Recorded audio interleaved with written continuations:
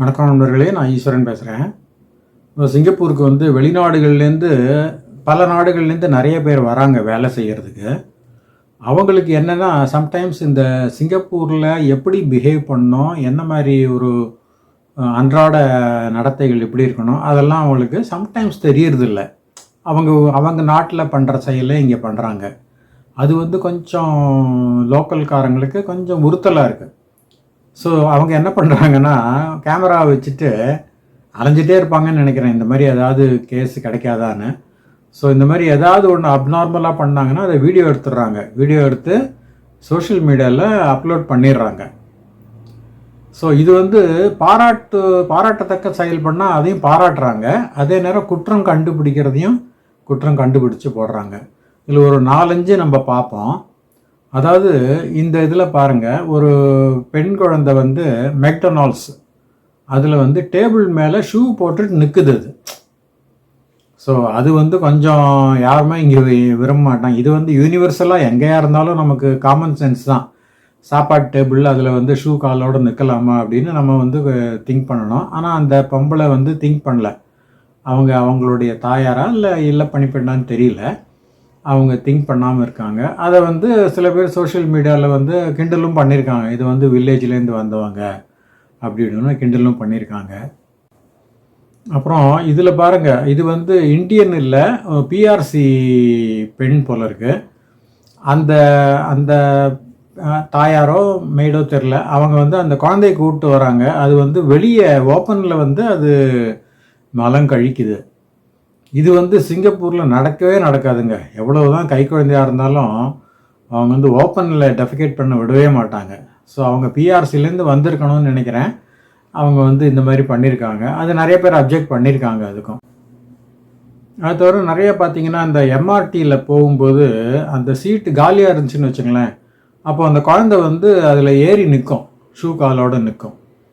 So அது நிறைய பேர் போட்டுட்டு இந்த மாதிரிலாம் பண்ணுறாங்களே அப்படின்னு சொல்லிட்டு அவங்க ஒரு ஆதங்கப்பட்டிருக்காங்க. அந்த மாதிரியும் நிறைய கேசஸ் ஆகிருக்கு. நாட் ஓன்லி ஃப்ரம் இந்தியா, நிறையா சைனாலேருந்து வந்தவங்க, லோக்கல் சிங்கப்பூரியன் சைனீஸே கூட அந்த மாதிரி பண்ணியிருக்காங்க. எஸ்பெஷலி இந்த பஸ்லெல்லாம் பார்த்தீங்கன்னா, காலை எதிர் சீட்டில் வைப்பாங்க. அதாவது உட்கார்ற சீட்டு தான் எதிரியும், அதில் காலை நீட்டிட்டு உட்காருவாங்க.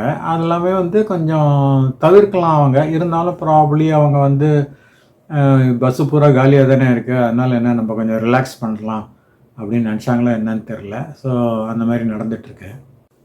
அப்புறம் இதை பாருங்கள், அதாவது ஷாப்பிங் பேஸ்கெட்டில் அந்த குழந்தைய உட்கார வச்சு தூக்கிட்டு போகிறாரு. அதனால் ப்ராப்ளி அது உடையாமல் இருக்கணும்னு டபுள் பேஸ்கெட்டாக போட்டிருக்காரு போல இருக்குது. வாங்கின பொருட்களையும் வச்சுட்டு அந்த குழந்தையும் அதில் உட்கார வச்சுருக்காரு. ஸோ இதெல்லாம் கொஞ்சம் வினோதமாக இருக்கும் சிங்கப்பூரியன்ஸுக்கு. ஏன்னா அவங்க இந்த மாதிரிலாம் பண்ண மாட்டாங்க. ஷாப்பிங் பேஸ்கெட்னால் அதில் ஷாப் பண்ணுற பொருட்கள் தான் வைக்கணும் அப்படின்ட்டு. ஸோ அது கொஞ்சம் நிறைய பேர் கமெண்ட் பண்ணியிருக்காங்க. அப்புறம் இன்னொரு செய்தியும் போட்டிருக்காங்க. அதாவது சிங்கப்பூரில் ஒருத்தர் வேலை செய்கிறார். ஐ திங்க் கன்ஸ்ட்ரக்ஷனில் தான் இருக்காருன்னு நினைக்கிறேன். அவருடைய தந்தையார் வராரு, இங்கே ஃபேமிலியோடு வராங்க போல இருக்குது. அவருக்கு திடீர்னு ஏதோ உடம்பு சரியில்லாமல் போய் ஆஸ்பத்திரியில் அட்மிட் பண்ணிடுறாங்க, சாங்கி ஜென்ரல் ஹாஸ்பிட்டலில். ஸோ இப்போ அவர் ஃபாரினர், விசிட் பாஸில் தான் வந்திருக்காரு. அவருக்கு எந்த விதமான மெடிக்கல் இன்சூரன்ஸும் இருந்திருக்காதுன்னு தான் நினைக்கிறேன். ப்ளஸ் அவருக்கு சப்சிடி கிடையாது. ஏன்னா foreigner, not even work permit holder, employ பாஸ்லாம் கிடையாது, ஃபாரினர். அதனால் ஃபுல் ரேட்டு கொடுத்தானோ. ஸோ எப்படி அவங்களால அஃபோர்ட் பண்ண முடியும்? இது மேலும் இது சாங்கி ஜென்ரல் ஹாஸ்பிட்டலுங்கிறது கொஞ்சம் காஸ்ட்லியான ஹாஸ்பிட்டல் தான் அது. ஸோ அங்கேருந்து டிஸ்சார்ஜ் ஆகிறதுக்கே இன்னும் 3 வீக்ஸ் ஆகும்னு சொல்லியிருக்காங்களாம். ஸோ அவங்க அதாவது இந்த கிவ் ஏஷியான்னு ஒன்று இருக்குது சிங்கப்பூரில். அவங்க என்ன பண்ணுறாங்க, இந்த மாதிரி ஒரு பொருளாதார ரீதியில் பாதிக்கப்பட்டவங்களுக்கு இந்த மாதிரி ஒரு எமர்ஜென்சி உடம்பு அவருக்கு ஏதோ ஹார்ட் அட்டாக் போல் இருக்குது. ஸோ அந்த மாதிரி அட்மிட் ஆகி அவங்களுக்கு பணம் இல்லைன்னா அவங்க ஃபண்ட் ரைசிங் பண்ணுறாங்க. கிவ் ஏஷியா அப்படின்னு பேர்.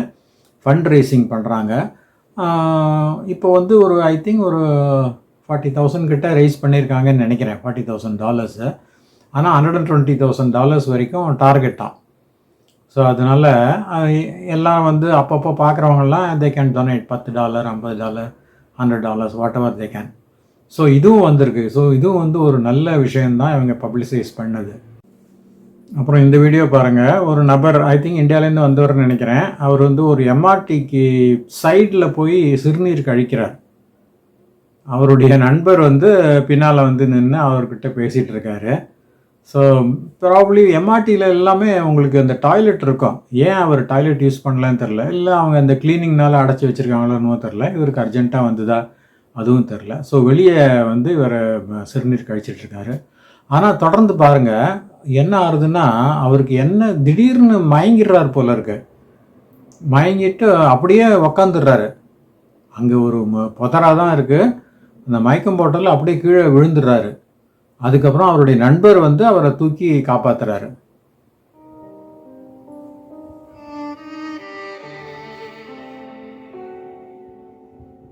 அப்புறம் கடைசியாக வர்றது தான் ரொம்ப கிளாசிக்குங்க. அதாவது ஒரு பெரியவர் வந்து சைனீஸ் தான் அவர் இந்த பிஎம்டின்னு சொல்லும், பர்சனல் மொபிலிட்டி டிவைஸ். ஒரு வீல் சேர், மோட்டரைஸ்டு வீல் சேர்னு வச்சுங்களேன். அதை தள்ளிட்டு போயிருக்காரு. அதில் தான் போயிருக்காரு. ஆனால் அது வந்து மண்ணில் வந்து மாட்டிடுச்சு. வெளியே வர முடியாமல் மாட்டிடுச்சு. அவர் வந்து ஸ்டக். ஏன்னா அவருக்கு கை கால் விளங்கலை போல இருக்குது. அதனால தான் வீல் சேர் யூஸ் பண்ணுறாரு. ஸோ அந்த பக்கம் அந்த இந்திய ஊழியர்கள் மாதிரி தான் இருக்குது. 2 பேரும் என்ன பண்ணியிருக்காங்க, உடனடியாக அங்கே வந்து அந்த வீல் சேரை வந்து ஹெல்ப் பண்ணி இந்த மண்ணை விட்டு வெளியே கொண்டு வந்திருக்காங்க. வெளியே கொண்டு வந்து பிளாட்ஃபார்மில் கொண்டு வந்து விட்டுட்டு அப்புறம் அவரை வந்து அந்த மோட்டரைஸ் தானே அது, அதனால் அவர் ஆன் பண்ணிவிட்டு அவரே போயிட்டார். ஸோ இந்த இது வந்து பரவலாக பப்ளிஷ் ஆச்சுங்க. எல்லா நியூஸ் பேப்பர்லேயும் பப்ளிஷ் ஆகி எல்லோரும் பாராட்டினாங்க அந்த 2 ஒர்க்கர்ஸை. ஸோ இதெல்லாம் வந்து நம்ம கேட்குறதுக்கே நமக்கு மனசு ரொம்ப குளிர்ச்சியாக இருக்குது.